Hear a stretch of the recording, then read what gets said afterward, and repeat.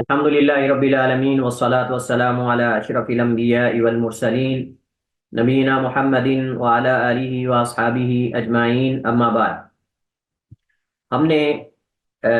حضرت ابو سعید خدری رضی اللہ تعالی عنہ کی حدیث پر توقف کیا تھا ہم نے، اور انشاءاللہ ہم آج اس سے آغاز کرتے ہیں۔ میں اسکرین شیئر کر رہا ہوں آپ کے ساتھ۔ کون تیار ہے آپ میں سے حدیث پڑھنے کے لیے؟ جی سر، میں پڑھ لیتی ہوں۔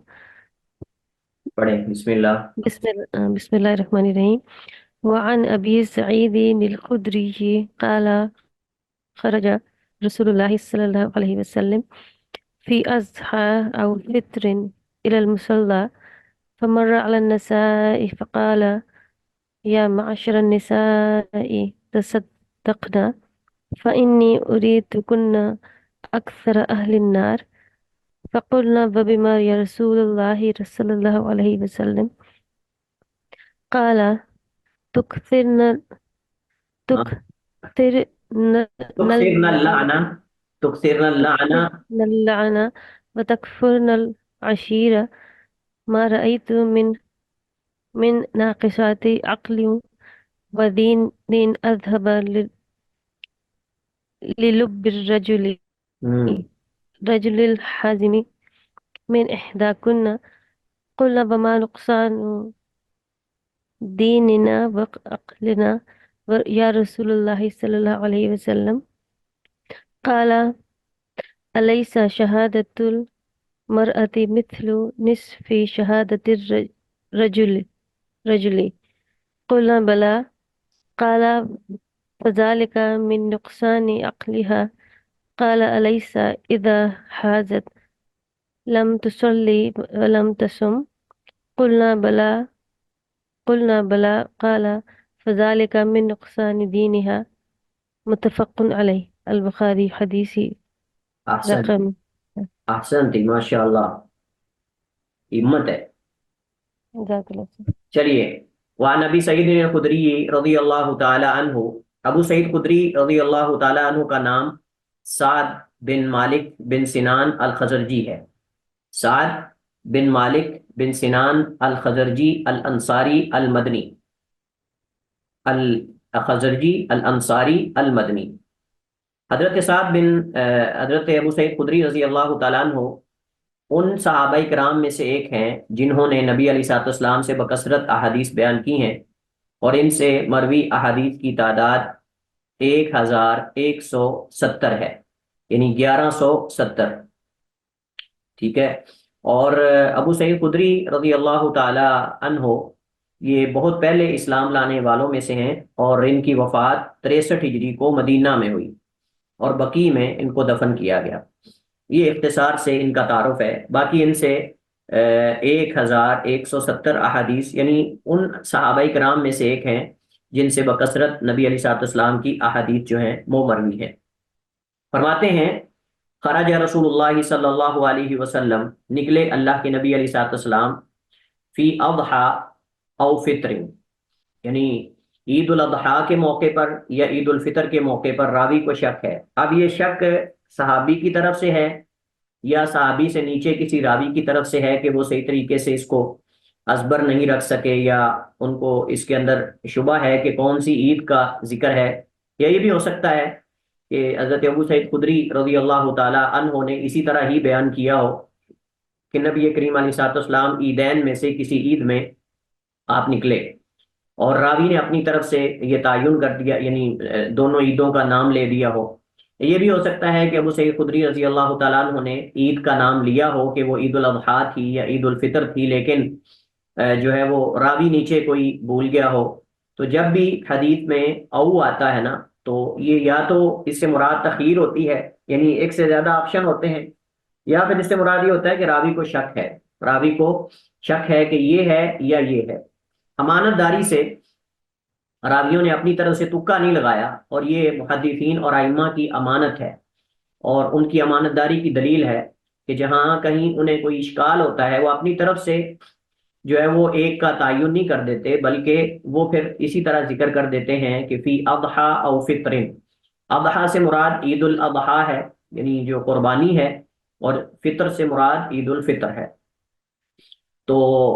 یعنی دونوں میں سے کوئی ایک عید تھی جس میں اللہ کے نبی علیہ الصلوۃ والسلام نکلے الی مصلی، یعنی عید گاہ کی طرف۔ مصلی جو ہے یہ مسجد کو نہیں کہتے، مصلی اس جگہ کو کہتے ہیں جہاں پانچوں نمازیں ادا نہ کی جاتی ہوں، کوئی ایک نماز پڑھی جاتی ہو، دو تین نمازیں پڑھی جاتی ہیں، اس کو مصلی کہتے ہیں۔ اور مسجد اس جگہ کو کہتے ہیں کہ جسے مسلمانوں نے اپنی 5 وقت کی جو نمازیں ہیں ان کو باجماعت ادا کرنے کے لیے خاص کیا ہو۔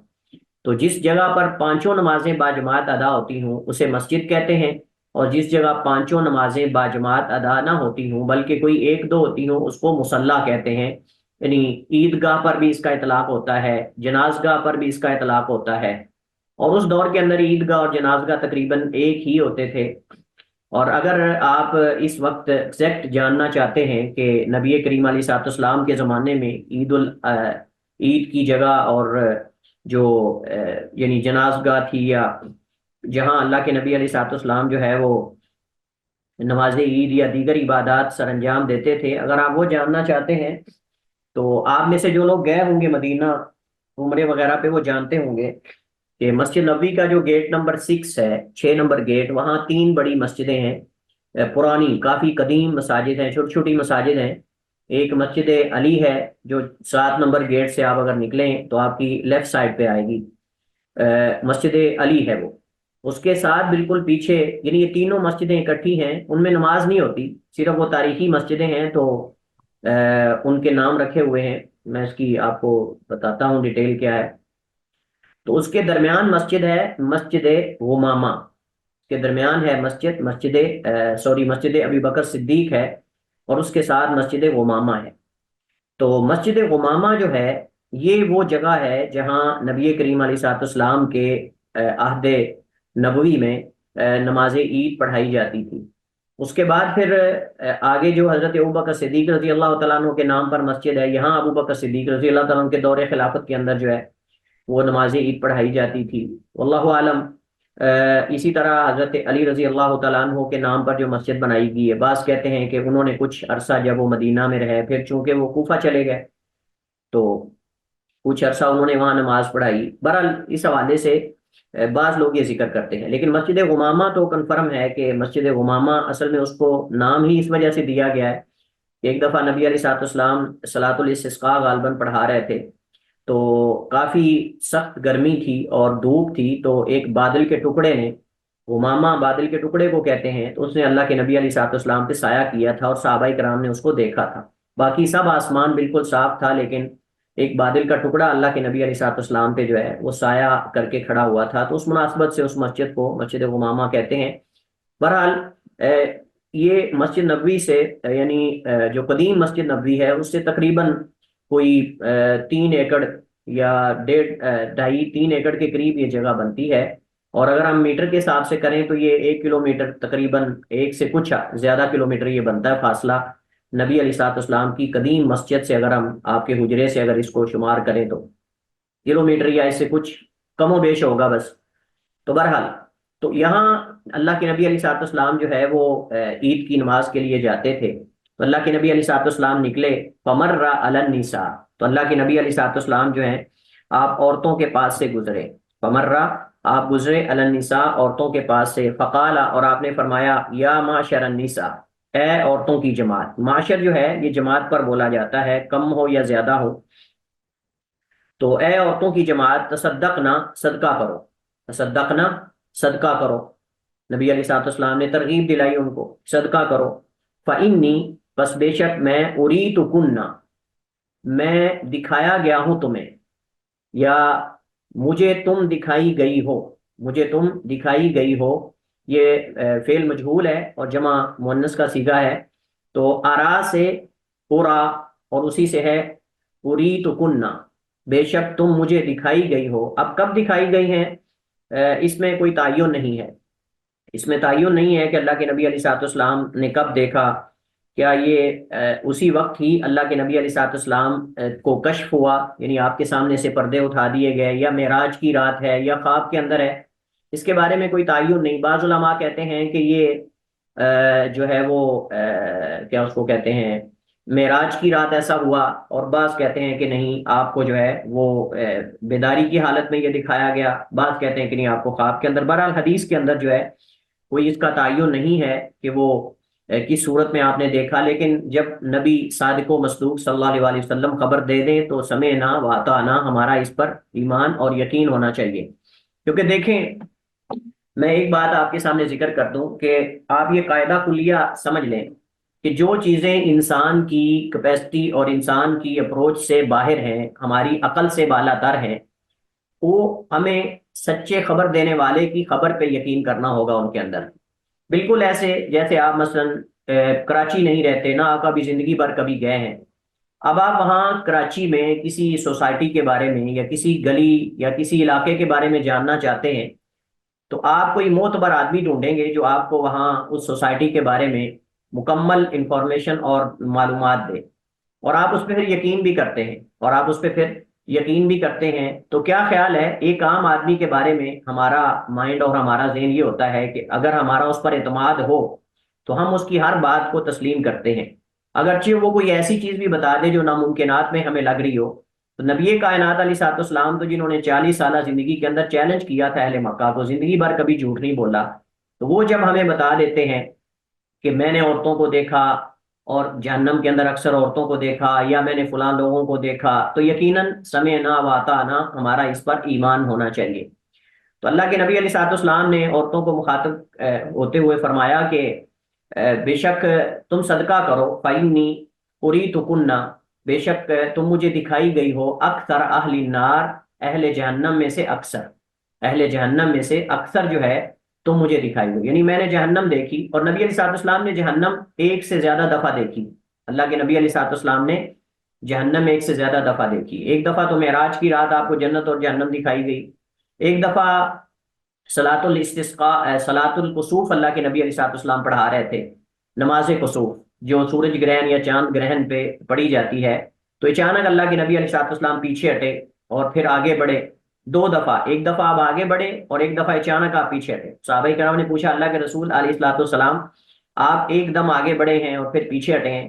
تو کیا ہوا ہے؟ تو نبی علیہ الصلوۃ والسلام، بلکہ بعض روایات میں آتا ہے کہ آپ نے پوچھا کہ تم مجھ سے پوچھتے کیوں نہیں ہو کہ میں آگے کیوں بڑھا ہوں اور پیچھے کیوں ہٹا ہوں؟ صحابہ نے کہا اللہ کے رسول آپ بتا دیجئے، تو آپ نے فرمایا کہ مجھے جنت اور جہنم دکھائی گئی، اور جنت کے خوشے میں نے دیکھے پھلوں کے، اور میں ان خوشوں کو توڑنا چاہتا تھا، اس وجہ سے آگے بڑھا تھا، اگر میں توڑ لیتا تو قیامت تک وہ کبھی تم سے ختم نہ ہوتے، وہ جنت کے خوشے اگر میں انگور کے یا کوئی بھی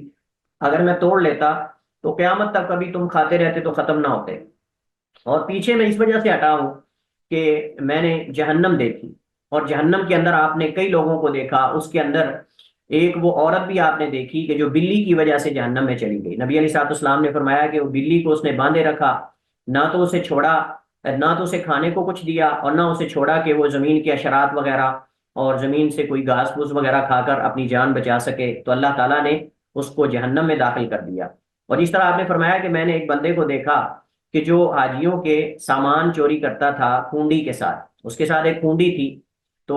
وہ لمبی کھونڈی اس کے ساتھ حاجیوں کے بیگ وغیرہ چوری کرتا تھا کھینچ کر، اور اگر کوئی دیکھ لیتا تو کہتا سوری اڑ گئی تھی، اس طرح کا بہانہ کر لیتا تھا۔ تو وہ کھونڈی کے ساتھ جو ہے نا وہ لوگوں کے سامان کھینچ کر وہ اس طرح کر کے چوری کرتا تھا حجاج کے۔ تو نبی اسلام میں آیا کہ میں نے اس بندے کو جہنم میں دیکھا ہے کہ وہ کھونڈی پر، آگ کی کھونڈی پر جہنم میں ٹیک لگائے ہوئے کھڑا ہوا ہے، اور اس کی سزا یعنی اس کا گناہ یہ تھا کہ وہ حجاج کرام سے ان کے بیگ وغیرہ یا سامان وغیرہ کھونڈی کے ذریعے جو ہے وہ۔ اسی طرح ایک صاحب السبتیہ یا صاحب السبتین، جوتوں والا، یعنی آپ نے دیکھا اب اس نے 2 اونٹنیاں بتوں کے نام پہ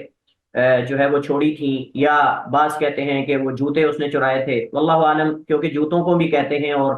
اسی طرح اونٹنیوں پر بھی اس کا اطلاق ہوتا ہے، اگرچہ اس میں 2 تفسیریں ہیں۔ تو بہرحال اللہ کے نبی صاحب نے تب بھی جہنم دیکھی ہے، تو یہ تیسری بار ہوگی، ہو سکتا ہے وہی آپ دوبارہ ذکر کر رہے ہوں، لیکن بہرحال ایک سے زیادہ دفعہ نبی کائنات علیہ الصلوۃ والسلام سے جہنم دیکھنا جو ہے وہ ثابت ہے۔ فقلنا، تو عورتوں نے کہا، قلنا یہ جمع مؤنث کا صیغہ ہے، قال یقول سے، تو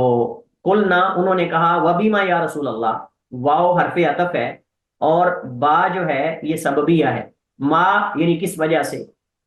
تو وبما یا رسول اللہ، اور کس وجہ سے اللہ کے رسول کیوں، یعنی اکثر عورتیں ہی جہنم میں کیوں ہیں؟ کالا، تو اللہ کے نبی علیہ الصلوۃ والسلام نے فرمایا تکثرنا اللعنہ وتکفرنا العشیرہ، تم کثرت سے لان تان کرتی ہو، تم کثرت سے لان تان کرتی ہو۔ تکثرنا اکثر یکثرو، کہتے ہیں کسی چیز کو کثرت سے کرنا، اکثر یکثرو اکثار باب فعال سے ہے، اس کا معنی ہوتا ہے کہ تم کثرت سے کرتی ہو۔ تکثرنا اللعنہ، تم کثرت سے کرتی ہو، لان تان کرتی ہو، وتکفرنا العشیرہ، اور اپنے شوہر کی ناشکری کرتی ہو، اور اپنے شوہر کی ناشکری کرتی ہو۔ تو اشیر سے مراد یعنی معاشرت سے ہے نا، اشیر یہ فعیل بمانہ فاعل ہے، فعیل بمانہ فاعل ہے، فعیل بمانہ مفعول بھی ہوتا ہے اور فعیل بمانہ فاعل بھی ہوتا ہے، فعیل بمانہ فاعل۔ تو یہ فاعلن کے وزن پر یہ اسم فاعل ہے، یعنی فاعلن کے معنی میں ہے کہ تکفرنا العشیرہ یعنی عاشر، مراد یعنی جو تمہارا جس کے ساتھ تم زندگی گزارتے ہو، جو تمہارا پارٹنر ہے، مراد خامد اور شوہر ہے، کہ تم اپنے شوہر کی ناشکری کرتی ہو۔ ما رأیت من ناقصات عقل، نہیں میں نے دیکھی عقل کے اعتبار سے ناقص، ما رأیت نہیں میں نے دیکھی، من ناقصات عقل و دین، عقل اور دین کے اعتبار سے ناقص، اذهبا لے جانے والی، اذهبا لے جانے والی، للب الرجل، لب کہتے ہیں دماغ کو، لب کہتے ہیں دماغ کو، یعنی عقل مراد ہے یہاں، یہاں مراد جو ہے وہ عقل ہے، لے جانے والی آدمی کی عقل کو، الحازم جو انتہائی پختہ عزم رکھنے والا تجربہ کار ہو، جو انتہائی پختہ عزم رکھنے والا تجربہ کار ہو، اپنے معاملے پہ گرفت رکھنے والا،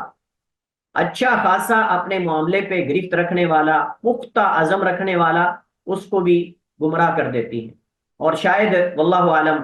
اس میں اشارہ تھا یعنی اس واقعے کی طرف بھی کہ جو ہماری سب کی جو ماں ہے حوا سلام اللہ علیہا، اور ان سے جو واقعہ سرزد ہوا تھا، آپ جانتے ہیں کہ آدم علیہ السلام دانا اللہ تعالیٰ نے اس درخت سے کھانے سے روکا تھا، اس درخت سے کہ تم نے اس کے قریب نہیں جانا، تو شیطان آ کر اس نے ورغلایا اور بھٹکایا۔ تو کہتے ہیں کہ اس وقت آدم علیہ السلام بڑے پرعزم تھے کہ ہم نے اس کے قریب نہیں جانا، آدم علیہ السلام بڑے پرعزم تھے کہ ہم نے اس کے قریب نہیں جانا، لیکن حضرت حوا سلام اللہ علیہا انہوں نے کہا کہ دیکھ کتنی بیچارہ منتیں کر رہا ہے، جیسا کہ بعض اسرائیلیات میں آتا ہے، انہوں نے کہا دیکھ بیچارہ کتنی منتیں کر رہا ہے، ہمارا خیر خواہ ہے اور ہمارے بارے میں بڑی بہتری سوچتا ہے، تو کیوں نہ ہو ہم کھا لیتے ہیں، پھر کیا قریب چلے جاتے ہیں۔ تو آدم علیہ السلام نے پھر صاف ظاہر ہے کہ زوجہ تھی اور صاحبہ تھی، اور تو اسی طرح آپ دیکھیں ہمارے معاشرے کے اندر بعض دفعہ مثلا کئی ایسے واقعات آئے کہ کوئی آدمی کچھ کھانے والی چیز دینے آتا ہے، اس کے اندر زہر ہوتا ہے یا نقصان دہ ہوتی ہے، بندہ کہتا ہے نہیں نہیں ہم نے نہیں لینی، تو بیگم ساتھ اگر ہو یا عورت ہو تو کہتی ہے نہیں دیکھ لیں بیچارہ منتیں کر رہا ہے آپ لے لیں، اس طرح چیز سیل کرنے والے آتے ہیں، بچوں کے کھلونے وغیرہ لے کر آتے ہیں۔ تو آپ نے دیکھا ہوگا اگر میاں بیوی اکٹھے ہوں تو جو شوہر ہوتا ہے وہ کہتا ہے نہیں نہیں ہم نے نہیں لینا، ہمیں ضرورت نہیں، تو بیگم کہہ دیتی نہیں دیکھ لے بیچارہ پتہ نہیں کتنا محتاج ہوگا، اور یعنی عورتوں کے دل چونکہ نرم ہوتے ہیں، تو اور ویسے بھی نرم ہونے کے ساتھ ساتھ جو ہے وہ یعنی نبی علیہ الصلوۃ والسلام نے آپ دیکھیں اس وجہ سے قبرستان میں عورتوں کو کثرت سے جانے سے منع کیا ہے، کثرت سے عورتوں کی قبرستان کی زیارت کرنے والیوں پہ آپ نے لعنت کی، کیوں؟ کیونکہ ان کے دل نرم ہوتے ہیں، وہاں جا کے ایسے افعال سر انجام دیں گی کہ جو افعال خلاف شرع ہیں، شرک میں واقع ہو جائیں گی، بے صبری کا مظاہرہ کریں گی، اور اس طرح کی چیزیں۔ شاید یہی وجہ ہے کہ نبی کائنات علیہ تحیت و تسلیم نے یعنی اللہ کے نبی علیہ السلام نے ان پہ حالانکہ مرد بھی جاتے ہیں لیکن عورتوں پہ کثرت سے آنے جانے والیوں پہ لعنت کیوں کی ہے؟ کیونکہ ان سے اس طرح کے افعال زیادہ جو سرزد ہوتے ہیں۔ اس طرح میں سب کو بات نہیں کر رہا، میں عمومی ایک بات کر رہا ہوں کہ اللہ نے نیچرلی طور پر ایک عورت کے اندر یہ چیز رکھی ہے۔ آپ دیکھیں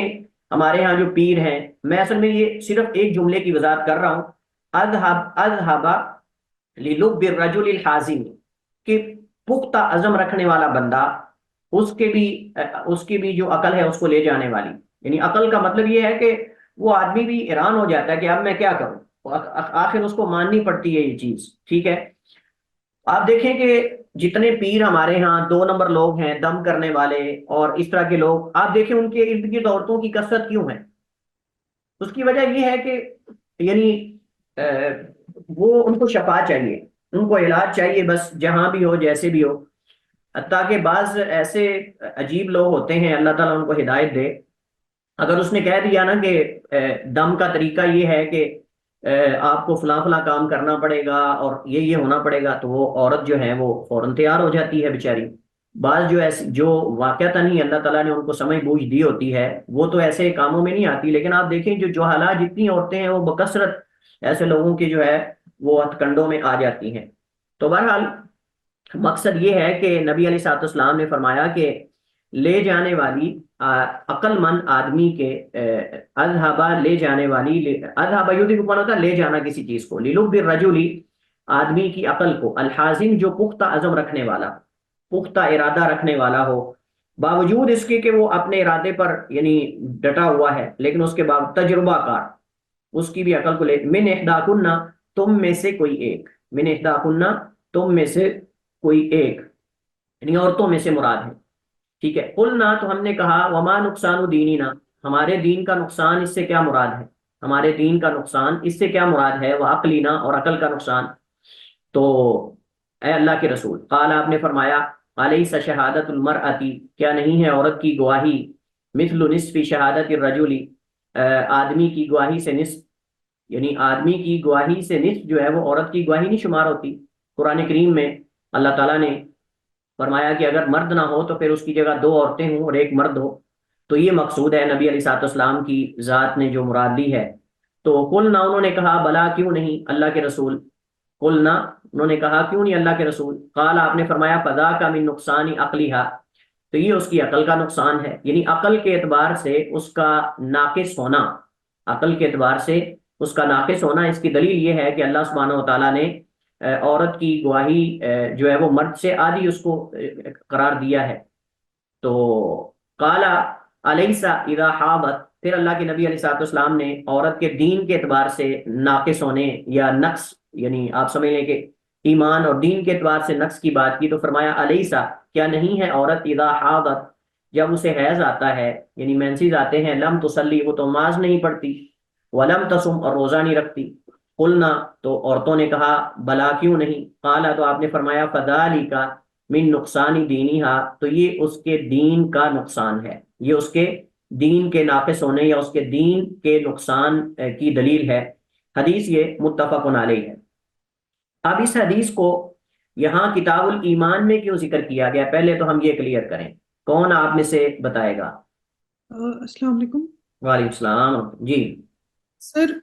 ایز پر مائی نالج یہاں پہ جو حدیث میں ساری چیزیں ڈسکس ہوئی ہیں وہ ریلیٹڈ ٹو ایمان ہی ہے، لائک کہ اگر عورت جو ہے وہ مرد کو بیوقوف بنا رہی ہے، گمراہ کر رہی ہے، تو مرد کا ایٹ دا اینڈ دین ہی کمپرومائز ہوتا ہے، کیونکہ اللہ تعالیٰ نے مردوں کے اندر ایک نیشنلی اٹریکشن رکھی ہے فار دا فیمیلس، تو اسی لیے میری عقل کے مطابق یہاں پہ آئی تھنک اسی لیے کتاب الایمان میں اس چیز کا ڈسکس کیا گیا۔ جی ہاں جی، یہاں اصل میں یہ جو ہے نا من ناقصات عقل و دین، یہاں دین سے مراد ایمان ہے، دین سے مراد یہاں ایمان ہے۔ اچھا، دین سے مراد ایمان کیسے ہے، اور کیا اس ایمان میں نقص پر اس کا مواخذہ ہوگا عورت کا یا نہیں ہوگا، اور مزید اس حدیث کے حوالے سے جو مسائل اور فوائد ہیں انشاءاللہ ہم نماز کے بعد اس پہ ڈسکس کرتے ہیں۔ جی حضرت ابو سعید خدری رضی اللہ تعالیٰ عنہ کی حدیث ہم نے اس کا ترجمہ پڑھا، اب ہم اس کے مسائل اور اس کی فوائد کی طرف چلتے ہیں۔ تو سب سے پہلی بات تو یہ ہے کہ نبی کریم صلی اللہ علیہ وآلہ وسلم جہاں صحابہ کرام مردوں کو واعظ کیا کرتے تھے، ایسے عورتوں کو بھی اللہ کے نبی علیہ الصلوۃ والسلام جو ہے وہ بعض دفعہ خاص واعظ جو ہے وہ فرماتے تھے جب کوئی مسئلہ ان سے متعلق ہوتا،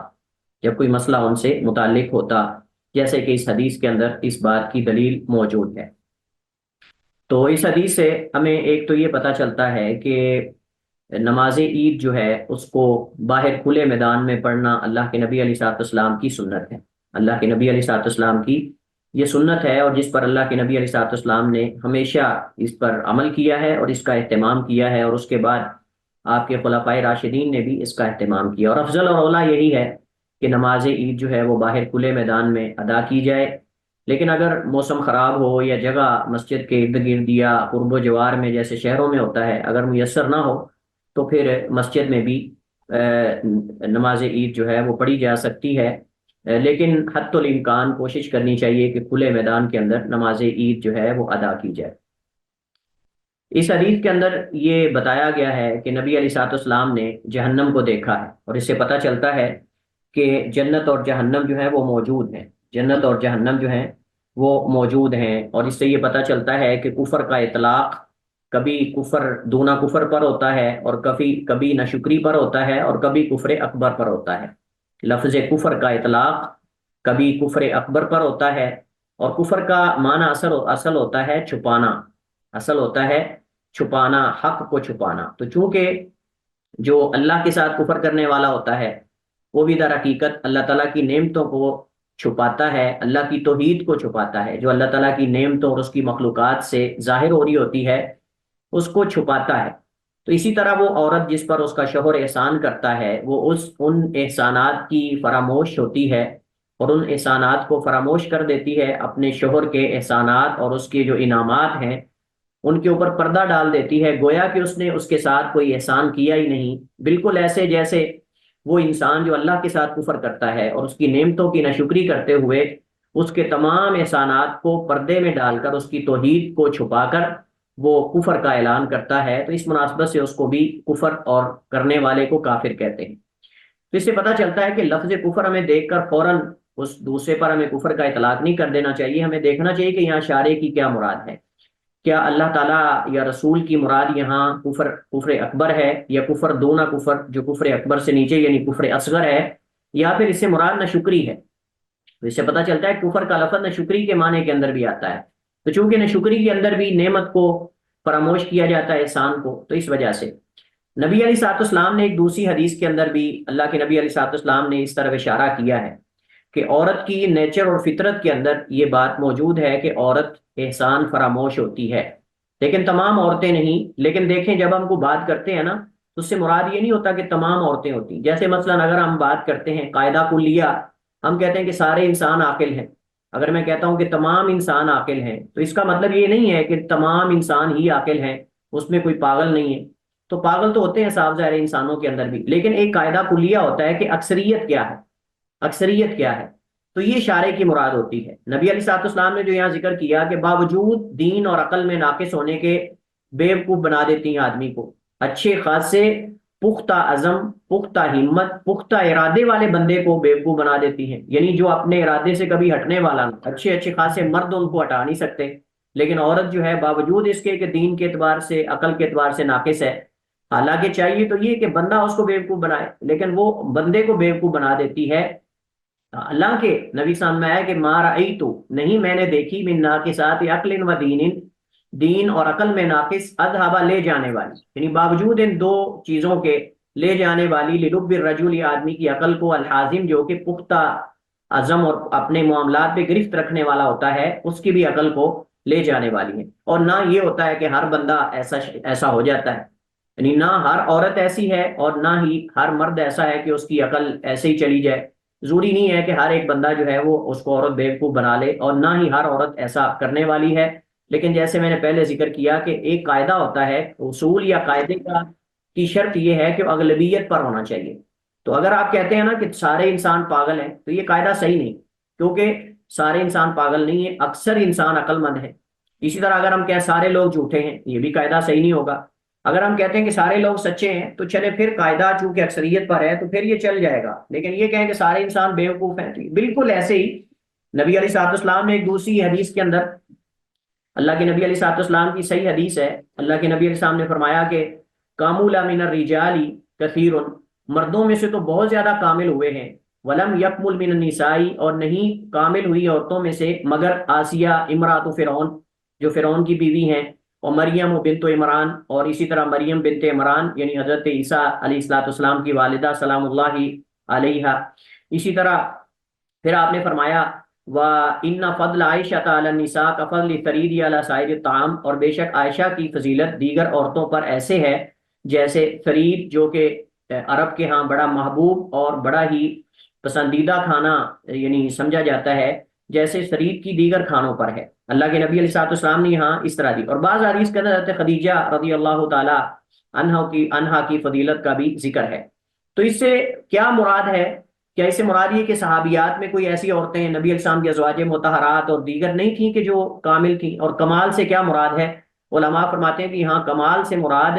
یعنی جن کی اللہ نے قرآن میں تعریف کی ہے ان کے اوصاف حمیدہ، ان کے خصائل حمیدہ کی وجہ سے، اچھی خوبیاں اور اچھے اوصاف کی وجہ سے، پاک دامنی اور عفت کی وجہ سے، دینداری کی وجہ سے اللہ سبحانہ و تعالیٰ نے جن عورتوں کی تعریف کی ہے ان میں سے آسیہ جو کہ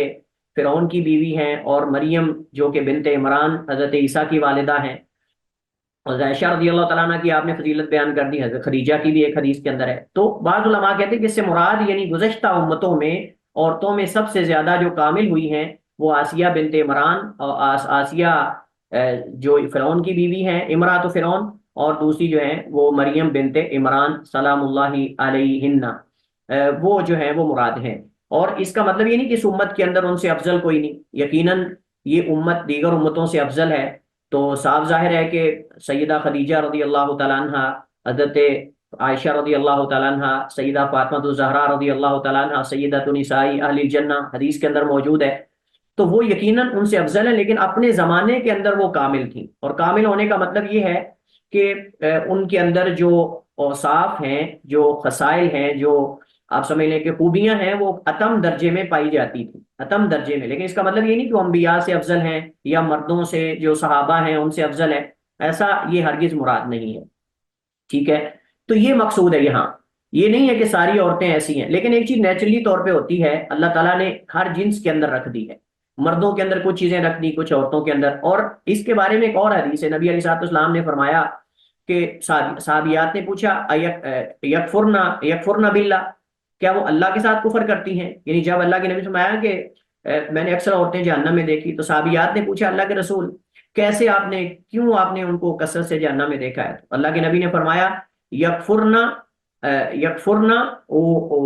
ویکثرن اللعنہ، کثرت سے سب و شتم اور لعن طعن کرتی ہیں اور کفر کرتی ہیں۔ صحابہ نے کہا یکفرن باللہ، کیا اللہ کے ساتھ کفر کرتی ہیں؟ فرمایا نہیں، یکفرن النعمہ و نعمت و یکفرن العشیر، نعمت یعنی احسان فراموش ہوتی ہیں اور شوہر کی ناشکری کرتی ہیں۔ تو پھر آپ نے فرمایا کہ لو احسنت لو احسنت الی احداہن الدہر کلہ ثم رأت منک شیئا قالت ما رأیت منک خیرا قط، کہ اگر ساری زندگی، آپ نے صحابی کو مخاطب کر کے فرمایا کہ اگر ساری زندگی آپ اس پہ خرچ کرتے رہو، اس پہ احسان کرتے رہو، اس کے اوپر آپ جو ہے وہ خرچ کرتے رہو، اگر زندگی میں ایک دفعہ بھی کمی آ جائے گی، کبھی آپ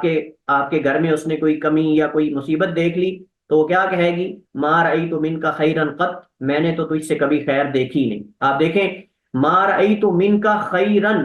علماء کہتے ہیں یہ تنوین جو ہے تقلیل کے لیے ہے، یہ تنوین تقلیل کے لیے ہے، مبالغے کے لیے، کہ وہ کہے گی کہ میں نے تو کبھی خیر، ذرہ خیر بھی نہیں دیکھی، ذرہ خیر بھی تیرے گھر کے اندر نہیں دیکھی۔ یہ مبالغہ ہے، یعنی بعض خواتین ایسی پائی جاتی ہیں کثرت سے لعن طعن۔ نبی صلی اللہ علیہ وسلم نے عورت کو پسلی سے پیدا کیا گیا ہے، اور اس کا سب سے ٹیڑھا حصہ جو ہے وہ اوپر والا یعنی اس کی زبان ہے۔ نبی علیہ السلام نے فرمایا کہ اگر تم اس کو سیدھا کرنا چاہو گے تو طلاق دے بیٹھو گے، اور اس کا سیدھا کرنا ہی طلاق ہے، لہذا اس کو جیسے ٹیڑھی میڈی ہے اس کے ساتھ چلتے رہو، جیسے ٹیڑھی میڈی ہے اس کے ساتھ چلتے رہو۔ اگر آپ کوشش کرو گے نا کہ آپ اس ٹیڑھی پسلی کو سیدھا کرو گے تو پسلی ٹوٹ جاتی ہے۔ آپ نے پسلی کی مثال دی، اب پسلیاں ٹیڑھی ہوتی ہیں، اگر آپ آگے سے اس کو سیدھا کرو گے ٹوٹ جائے گی، فرمایا اس کا ٹوٹنا طلاق ہے، لہذا اس کے ساتھ واضح انسیت، اسی طرح جو ہے وہ جس طرح بھی ممکن ہے آپ اس کے ساتھ چلو، یہ اصل مقصود ہے۔ اب ایک بندہ اگر کہتا ہے جی میری بیوی جو ہے وہ زبان اس کی بڑی تیز ہے اور میں اس کو سیدھا کر کے دیکھوں گا، میں دیکھتا ہوں بھلا کیسے سیدھی نہیں ہوتی، تو یہ غلطی ہے، بہت بڑی غلطی ہے، کیونکہ زبان اس کی اگر اس کے اندر یہ عادت ہے تو اچھے طریقے سے اس نے اخلاق سے، اچھے طریقے سے، خیر خواہی سے، نصیحت کے ساتھ اس کو سیدھا کیا جا سکتا ہے۔ لیکن اگر کوئی بندہ یہ سمجھے کہ میں اس کو جو ہے وہ یعنی دوسرے طریقے سے یا مار پیٹ کر اس کو سیدھا کر لوں گا، تو یہ نبی السلام نے فرمایا کہ اس کا نتیجہ پھر جو ہے وہ طلاق ہوگی، اس کے علاوہ اور کچھ نہیں ہوگا۔ اور یہ اکثر ہم چھوٹے ہوتے تھے تو محلے کے اندر ہم دیکھتے تھے، کبھی چونکہ اس دور میں دیواریں چھوٹی چھوٹی ہوتی تھیں، تو یعنی گزرتے ہوئے کبھی کسی کے گھر لڑائی ہو رہی ہے تو عورتوں کی پٹائی اکثر کبھی نہ کبھی دیکھ لیتے تھے۔ تو ایک دو دفعہ ایسا ہوا اتفاقی طور پہ، چھوٹے چھوٹے ہم تھے، تو ایک عورت جو ہے وہ گالیاں نکالی جا رہی ہے، اس کا شوہر اس کو پھینٹی لگایا جا رہا ہے، اور وہ آگے سے گالیاں نکالی جا رہی، بھی چپ ہو جاؤ تو بس کام ختم ہو گیا. لیکن وہ گالیاں نکال نکال کے میں نے دیکھا وہ تھوڑی دیر بیٹھ جاتی تھی، گالیاں نکال کے جب تھک جاتی بندہ اس کو پھینٹی لگا کے تھک جاتا، پھر وہ بیٹھ جاتا تھوڑی دیر بعد پھر گالیاں نکال دیتی، پھر وہ اٹھ کے آ جاتا، پھر پھینٹی لگا دیتا، پھر اس طرح یعنی کافی دفعہ ایسا ہوا. پھر آخر پتہ کیا کرنے لگی، آخر جوڑی اپنی ایسے کر کے تو کہتی میرا صبر ہی ہے. کیا کہتی؟ میرا صبر ہی ہے. تو بھائی شروع میں ہی صبر کر جاؤ، شروع میں ہی صبر کر جاؤ تو کام ختم ہو جاتا. اتنی پھینٹی لگوا کے صبر کرنا ہے تو پہلے ہی صبر کر جاؤ. تو بعض خواتین ایسی ہوتی ہیں کہ وہ زبان ان کی بہت تیز چلتی ہے. مردوں کے اندر بھی ایسے مرد بھی ہیں، یہ نہیں کہ مردوں کے اندر ایسے مرد نہیں ہوتے، لیکن عورت کے اندر یہ چیز کثرت سے ہے. اور یعنی گالم گلوچ اور تان و تشنی اور یہ چیزیں مردوں کے اندر بھی ہیں، لیکن عورتوں کے اندر اللہ کے نبی علیہ الصلوۃ والسلام کی حدیث کی روشنی میں بکثرت یہ موجود ہے. اس سے پتہ چلتا ہے کہ کسی مسلمان پر لعن طعن کرنا یہ جائز نہیں ہے، اور یہ عذاب قبر اور جہنم میں جانے کے اسباب میں سے ایک سبب ہے کہ انسان کسی دوسرے پر لعن طعن کرے. نبی کریم علیہ الصلوۃ والسلام نے فرمایا کہ جب وہ اپنے مسلمان بھائی پہ لعن کرتا ہے، لعنت کرتا ہے، اگر اس کا مستحق نہ ہو تو آسمان پہ جا کے واپس اسی پر آ کے لوٹتی ہے جو اس کی طرف اس پہ تان و تشنیع کرتا ہے. اس وجہ سے ہمیں معین کر کے کسی کا نام لے کر اس پہ لعن طعن نہیں کرنی چاہیے، لعنت نہیں بھیجنی چاہیے. لعنت کا معنی اللہ کی رحمت سے دھتکارنا ہے. لعنت کا معنی کیا ہے؟ اللہ تعالیٰ کی رحمت سے کسی کو دور قرار دینا، یہ اصل میں لعنت کا معنی ہے. تو یہ جائز نہیں ہے کسی پہ لعن طعن کی جائے، بلکہ نبی علیہ الصلوۃ والسلام نے تو جانوروں پر بھی، حیوانات پہ بھی لعن طعن کرنے سے منع کیا اللہ کے نبی علیہ الصلوۃ والسلام نے. تو اللہ کی رحمت سے کسی کو دور قرار دینا یا اس کے لیے بد دعا کرنا یہ اصل میں لعنت ہے، اور لعنت کسی پہ معین کر کے کرنا جائز نہیں ہے، الا کہ اللہ تعالیٰ نے اگر کی ہو تو اوصاف پر کی جا سکتی. مثلا جھوٹا آدمی، آپ یہ کہہ سکتے ہیں جھوٹوں پہ اللہ کی لعنت ہو، تو اس طرح کر کے، لیکن نام لے کر ویسے کسی پہ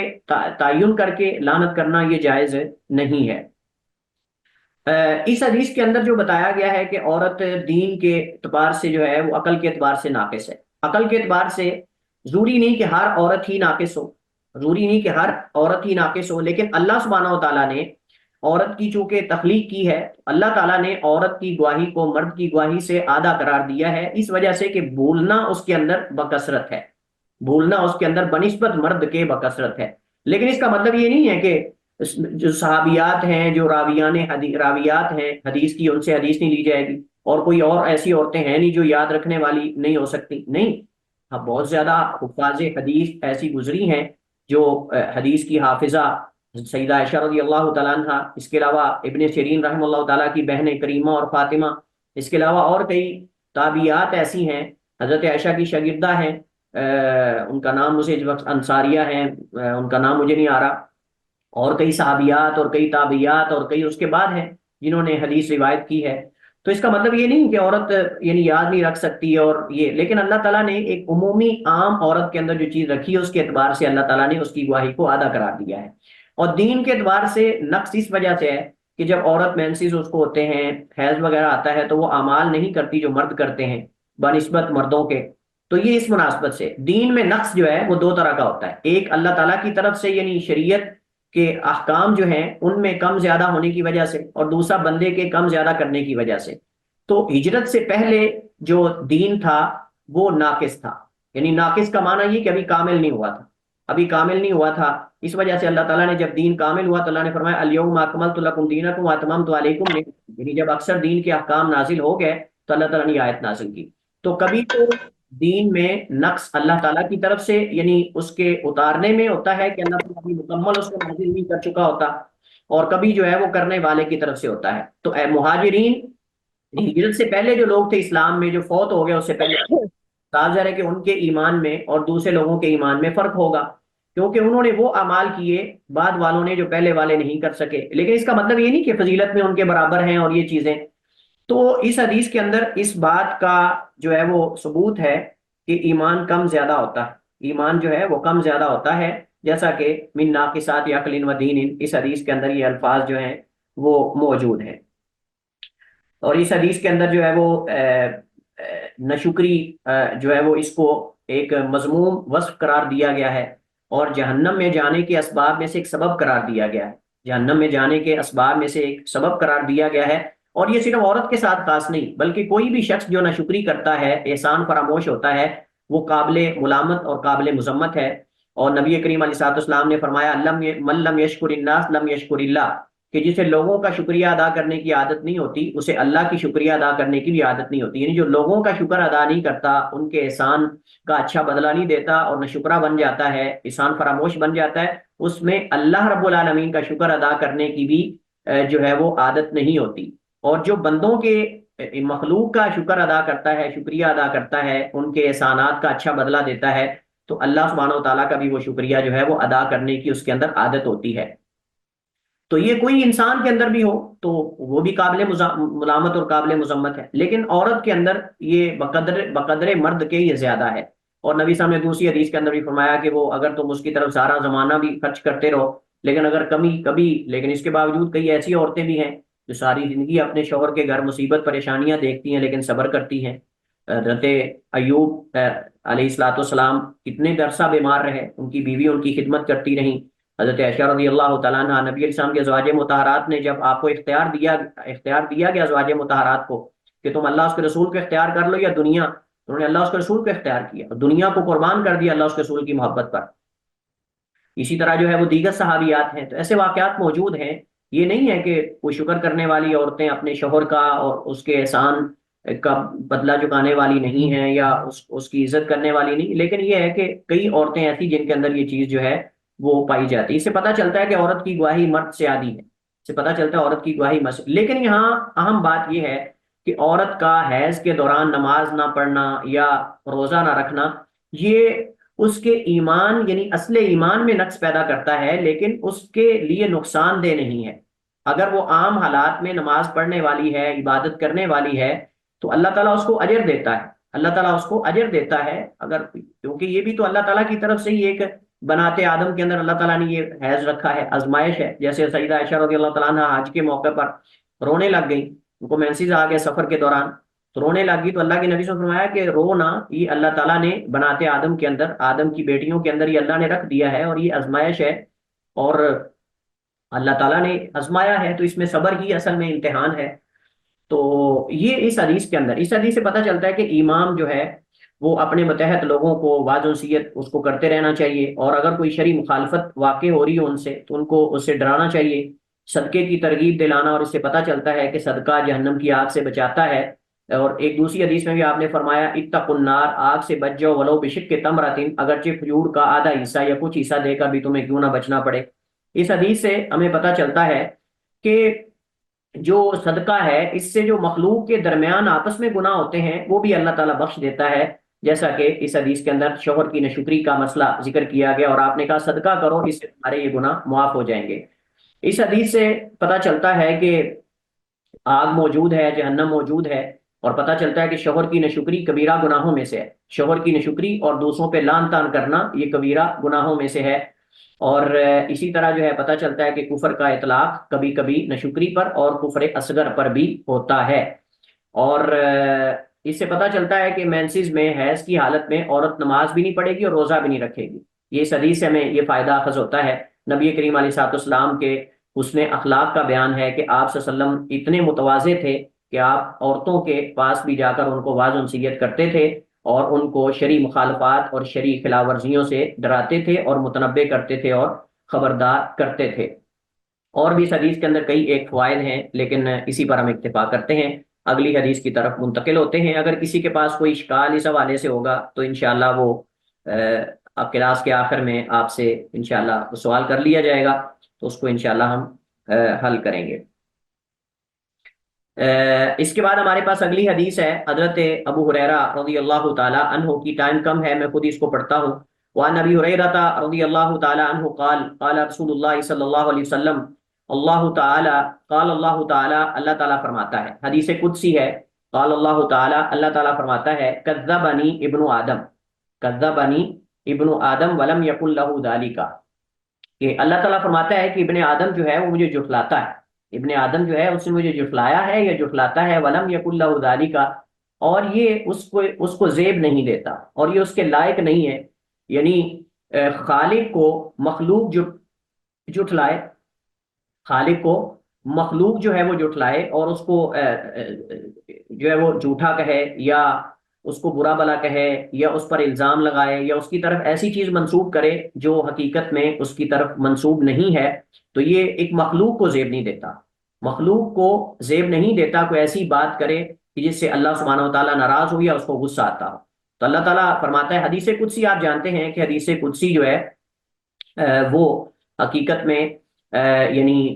جس میں اللہ تعالیٰ کی طرف سے، بعض کہتے ہیں الفاظ اللہ تعالیٰ کی طرف سے ہوتے ہیں اور معنی بھی اللہ تعالیٰ کی طرف سے ہوتا ہے، بعض کہتے ہیں کہ نہیں، معنی اس کا الفاظ نبی علیہ السلام کے ہوتے ہیں لیکن معنی اللہ تعالیٰ کی طرف سے ہوتا ہے۔ لیکن صاف ظاہر ہے کہ اس طرح ہم فرق نہیں کر سکتے پھر عام حدیث میں اور دوسری حدیث میں، کیونکہ حدیث بھی تو معنوی اعتبار سے اللہ تعالیٰ کی طرف سے وحی ہے، معنوی اعتبار سے اللہ تعالیٰ کی طرف سے وحی ہے۔ تو صحیح بات یہ ہے کہ حدیث قدسی جب آتی ہے نا تو وہ الفاظ بھی اللہ تعالیٰ کی طرف سے ہی ہوتے ہیں، اگرچہ بعض جگہ پر وہ معنوی حدیث یعنی بالمعنی بھی روایت کی جاتی ہے۔ تو اللہ تعالیٰ فرماتا ہے کذبنی، جھٹلایا مجھے ابن آدم نے، ولم یکن لہ، کذب یکذب کا معنی ہوتا ہے جھٹلانا، اور کذب یکذب کا معنی ہوتا ہے جھوٹ بولنا، کذب یکذب کا معنی ہوتا ہے جھوٹ بولنا، اور کذب یکذب کا معنی ہوتا ہے جھٹلانا۔ تو ابن آدم جو ہے وہ مجھے جھٹلاتا ہے،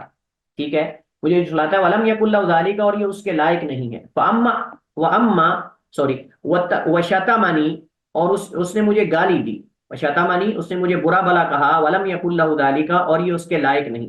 اب اللہ سبحانہ و تعالیٰ بیان فرماتے ہیں کہ کیسے وہ مجھے جھٹلاتا ہے اور کیسے مجھے برا بلا کہتا ہے یا مجھے گالی دیتا ہے۔ فرمایا فاما تکذیبہ، تو رہا اس کا مجھے جھٹلانا، ایائی، مجھے،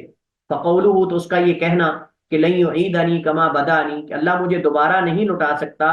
اس طرح جیسے پہلے اس نے مجھے لٹایا، یعنی اللہ سبحانہ و تعالیٰ مجھے دوبارہ زندہ نہیں کر سکتا جیسے اس نے پہلے مجھے پیدا کیا۔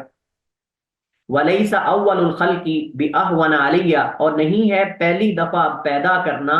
بِأَهْوَنَ عَلَيَّ، یعنی پہلی دفعہ پیدا کرنا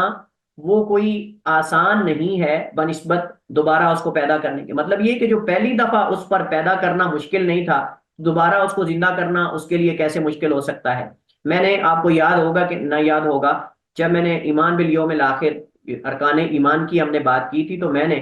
وہاں ایمان بالیوم الاخر کے اندر میں نے بتایا تھا کہ موت پر ہمارا یقین ہونا چاہیے، موت پر تو سب کا یقین ہے، لیکن یہ یقین ہونا چاہیے کہ موت اللہ کی طرف سے ہے، اور موت کے بعد عالم برزخ، یعنی برزخ کے اندر جو کچھ ہوگا اس پر ہمارا یقین ہونا چاہیے، اس کے اندر جو ہے وہ فتنہ قبر ہے، اس کے بعد عذاب قبر اور نعیم قبر ہے، اس کے بعد قیامت کو اٹھائے جانے پر ہمارا ایمان اور یقین ہونا چاہیے، اور ایمان بالیوم الاخر کا حصہ ہے۔ اور میں نے آپ کو 4 عقلی دلائل دیے تھے قرآن میں، اللہ سبحانہ و تعالیٰ نے قیامت کو دوبارہ اٹھائے جانے پر قرآن کریم میں 4 عقلی دلائل دیے ہیں۔ کوئی آپ میں سے ذکر کر سکتا ہے وہ کون سے 4 عقلی دلائل تھے جو میں نے ذکر کیے تھے؟ وہ اللہ کے پہ ایمان رکھنا اور وجود پر ایمان ہونا چاہیے۔ نہیں نہیں نہیں نہیں نہیں نہیں، سوال سمجھیں، قیامت کو اٹھائے جانے پر، بات اٹھایا جانا، قیامت کو، اس پر میں نے 4 عقلی دلائل قرآن سے ذکر کیے تھے۔ ہاں تحریم صاحبہ ماشاءاللہ 12 لوگ ہیں، تو کسی نے پیچھے سے دہرائی نہیں کی اور نہیں سنا آپ نے پیچھے سے سب، اللہ المستعان، ایسے تو فائدہ نہیں ہوگا، پھر آپ کو ساتھ ساتھ یہ چیزیں نوٹ کرنی چاہیے، ان سے استفادہ کرنا چاہیے آپ کو۔ چلیے ٹائم ہمارا پورا ہو گیا ہے، چلیے۔ اللہ کی اطاعت میں لذت دین کے خاطر دنیا کی ساری نہیں نہیں مشکلات۔ نہیں نہیں نہیں نہیں، آپ سوال نہیں سمجھ رہے، قیامت کو اٹھائے جائیں گے کہ نہیں ہم؟ جی سر، اٹھائے جائیں گے۔ دلیل کیا ہے اس کی؟ سر آپ نے کہا تھا کہ دلیل علامات قیامت میں جب ہم نے یہ چیز نہیں، علامات اور چیز ہے، قیامت کو دوبارہ زندہ کر کے اٹھایا جانا قبروں سے، اٹھیں گے کہ نہیں؟ جی جی اٹھیں گے سر، اور جس طرح اللہ نے ہمیں پہلی دفعہ پیدا کیا اسی طرح وہ ہمیں دوسری دفعہ بھی پیدا کرنے پہ قادر، اور جس طرح اللہ رب العزت نے حضرت آدم کو پیدا کیا، ان کے تو ماں باپ بھی تھے، وہ ایک ہی چیز ہے، وہ ایک ہی چیز ہے۔ چلیے اصل میں ٹائم ہمارا ہو گیا ہے تو میں جلدی سے ذکر کر دیتا ہوں، اور ہم حدیث ہم نے مکمل کرنی ہے۔ دیکھیے میں نے 4 دلائل ذکر کیے تھے، بنجر زمین کو جو میں نے 4 دلائل ذکر کیے تھے، نوٹ کر لیں۔ اب دوبارہ میں اگر سوال کروں نا تو یہ کسی کو یہ نہ ہو کہ چپ کر کے سب رہیں، یہ مناسب نہیں ہے، اور یہ آپ کسی ملحد سے، کسی بے دین آدمی سے اگر آپ کی بات ہو جاتی ہے تو آپ وہاں کیا کریں گے؟ یہ پڑھنے کا مقصد تو یہ ہے نا کہ آپ چیزیں ان کو سیکھیں اور آگے دوسروں تک پہنچائیں ان چیزوں کو، تو اس طرح تو کوئی فائدہ نہیں ہوگا پھر۔ دیکھیے میں نے کہا تھا پہلی دلیل عدم سے وجود میں لانا، عدم سے وجود میں لانا، جو اللہ سبحانہ و تعالیٰ عدم سے انسان کو وجود میں لا سکتا ہے وہ وجود سے بھی وجود میں لا سکتا ہے۔ هل اتى على الانسان حين من الدهر لم يكن شيئا مذكورا، آپ اس کا ترجمہ جا کے پڑھ لیجئے۔ یعنی جو بغیر نام و نشان کے انسان کو پانی کے قطرے سے پہلی دفعہ بنا سکتا ہے، وہ یہی حدیث میں اسی چیز کا ذکر ہے، وہ دوبارہ ہڈیوں سے بھی اس کو دوبارہ اٹھا سکتا ہے۔ یعنی جب ہڈیاں بھی نہیں تھیں اس وقت اس نے بنا دیا، تو کیا دوبارہ وہ بنانے پر قادر نہیں؟ یہی اصل میں ہے کہ اللہ تعالیٰ فرماتا ہے کہ وَلَيْسَ أَوَّلُ الْخَلْقِ، اور نہیں ہے پہلی تخلیق یا پہلی دفعہ پیدا کرنا بھی احونا زیادہ آسان علیہ مجھ پر من اعادتہ، اس کے یعنی زیادہ مشکل، مطلب یہ کہ وہ کوئی اس سے کوئی زیادہ، یعنی آپ سمجھیں کہ پہلی دفعہ جو بنا سکتا ہے دوبارہ اس کے لیے تو کوئی مشکل نہیں ہے، یہ اصل میں مقصود ہے۔ تو جو پہلی دفعہ جس پہ بنانا مشکل نہیں تھا دوبارہ اس پر اٹھانا کیسے مشکل ہوگا؟ تو عدم سے وجود میں لانا نمبر ایک، تو جو عدم سے وجود میں لا سکتا ہے وہ وجود سے بھی وجود میں لا سکتا ہے۔ نمبر دو، جو اللہ بنجر زمینوں کو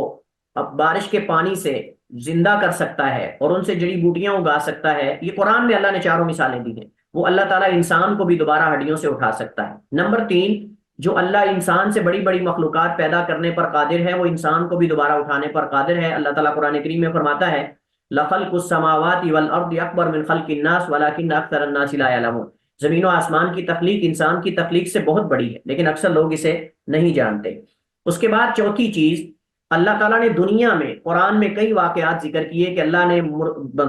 انسانوں کو مار کر دوبارہ زندہ کیا ہے، جیسے عزیر علیہ السلام کا، یا جو بھی اللہ کے نیک آدمی تھے جو ایک گری ہوئی بستی کے پاس سے گزرے، انہوں نے کہا کہ